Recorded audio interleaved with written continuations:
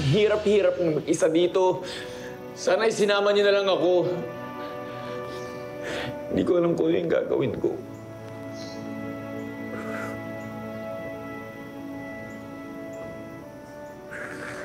Hindi ko alam kung ano yung direksyon na tatahakin ko. Hindi ko alam. Hindi ko alam.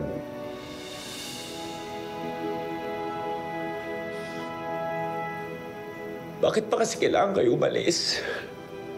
Hindi ko maintindihan. Parang walang direksyon yung buhay ko. Simula na umalis kayo. Nung iniwan niyo ako.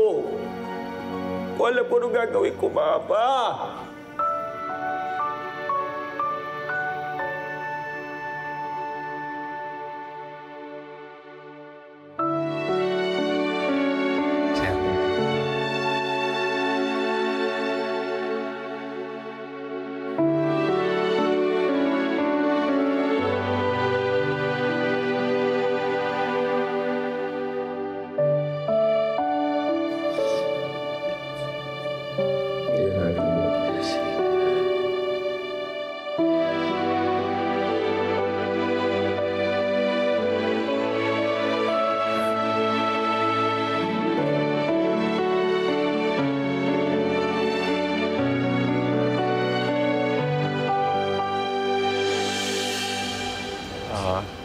Noli, salamat sa pagdamay sa akin.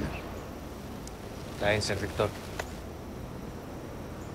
Sir Victor, bumalik kanina yung taga-bangko.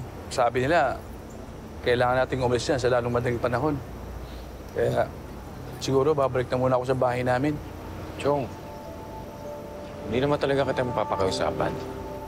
Alam mo naman siguro ang buong buhay ko, ginugol ko dyan sa Hacienda Punla. Ito siguro yung pagkakataon para yung pamilya ko naman nabigyan ko ng oras. Lumalaki na yan ako eh. Gusto ko siyang gabayan.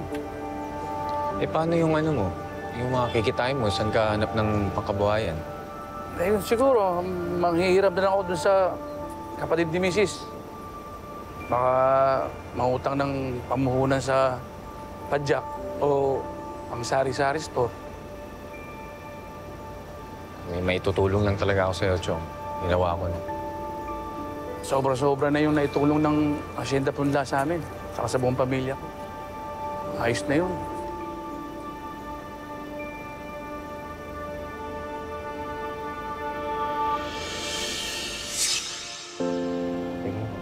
Oo nga, naglalaro na naman siya. Victor! Anak, gusto ko sumama ka sa amin sa bukid, ha? Gusto ko makita mo kung paano sila magtrabaho doon. Sige pa. Sama rin po ba si Chong Goyo? Oo naman. Maglalaro po kami nung kalabaw sa poso. Oo.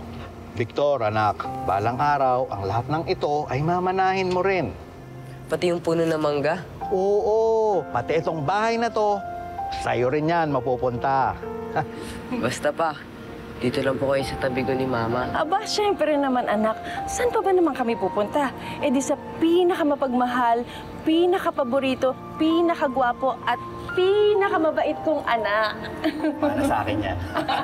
Alam po anak niya eh. Oo nga, isa ka na. Victor, anak, ito laging tatandaan mo ha. Pinaka-importante ay yung pakikipagkapwa-tao. Balang araw, hindi mo alam kung kailan mo sila kakailanganin.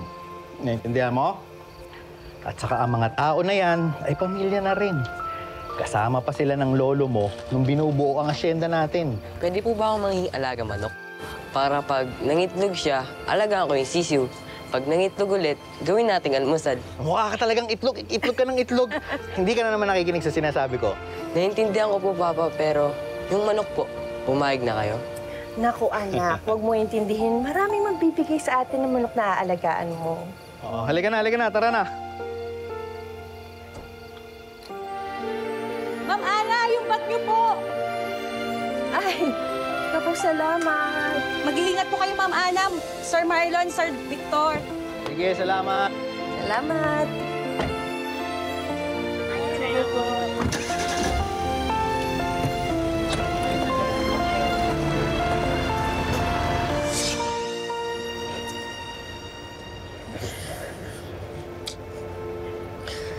Ito na nga lang natitira sa akin. na lang alaala ng mga magulang ko sa akin tapos ngayon makawala ka.